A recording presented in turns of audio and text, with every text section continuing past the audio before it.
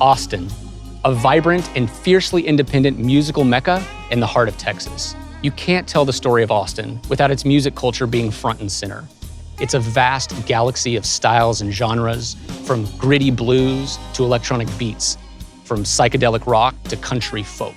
And you can't talk about Austin music without the legendary show, Austin City Limits. The series is nothing short of an international household name, with countless iconic performances throughout the years.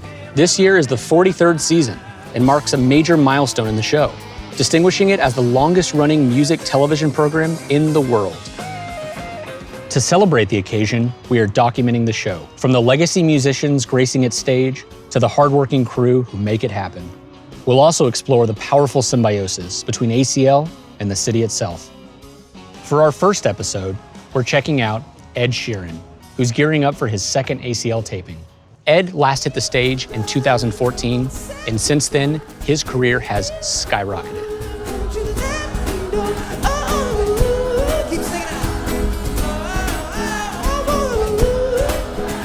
With multiple Grammy wins and 3 platinum albums. This is a staggering accomplishment in the modern musical landscape.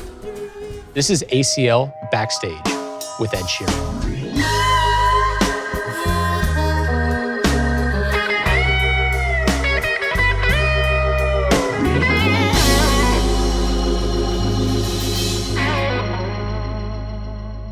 What is it about Ed Sheeran that gets you camping overnight on the street to come see his show?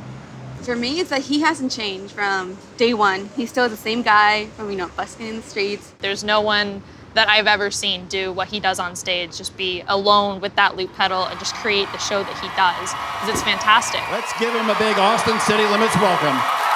Ed Sheeran. The guy's a consummate professional. I mean, he just doesn't stop working. There's just nothing he won't really want to accomplish, or he always wants to go bigger and better. He's an incredibly driven man. Hello, how you doing?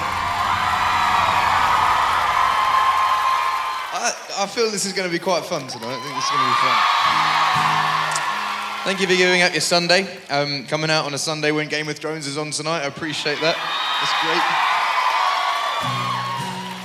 I'm going to be playing songs that hopefully if you have come here and know my music, you'll know them. But if you don't know them, I want you to pretend you do, because we're on TV now. Right? Obviously, the live shows are different from the albums in so much as there's a bit more production on the albums. Whereas with the live shows, Ed tries to recreate it with just an acoustic guitar. Let me introduce you to the Chewy. We've got a 4-channel loop pedal. We tend to start off tracks with the percussion, so he'll do a boom and a slap, get a percussion track going. Then he'll tend to go to a guitar part. Again, the beauty of this is we got effectively 2 guitar channels, so he can do a verse chorus part. And then we've got the ability to mute those channels once he's done it, so he can switch between the 2. On the summer day when I proposed and made that wedding ring dentist cold, and I asked her father, but her daddy said no. You come marry my daughter. No 2 gigs are the same when I play. Everything is created live on the pedal and then loops. A lot of people think it's kind of like pre-programmed loops, and it can go wrong. If you get it like a smidgen at a time, or like the crowd scream when you're doing a quiet bit on the mic and that loops, like it can go wrong every night. And I think that's what makes it interesting every night. You're always on edge that something could go wrong. This is the same gear here at ACL as he plays at, say, the Staples Center. Yep, exactly the same. Comes straight from our show last night in Houston, in a truck, straight on over. It's going to be full show. It's still warm. It is still warm, yeah. Still buzzing from the energy of it. Absolutely. Just a quick wipe off and then it's good to go again. Oh, great. A real love, not just for Austin, but for Texas. Like, as an Englishman coming here, and just the music that's come from here, the food that comes from here.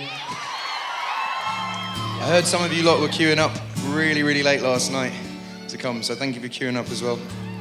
I think in this media-saturated landscape, people can really sense if somebody's phony or phoning it in. And some of your fans, and they really appreciated that you've stuck to your guns.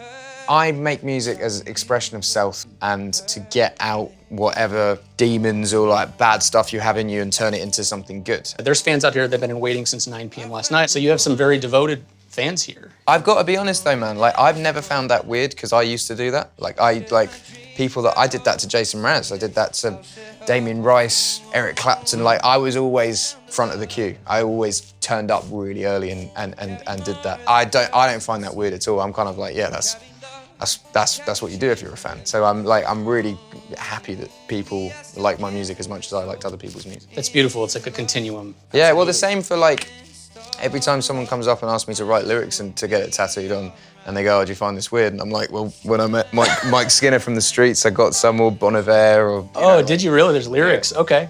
So like, I'm still a fan. I'm still exactly like that. I'm just sometimes on the other side of it as well.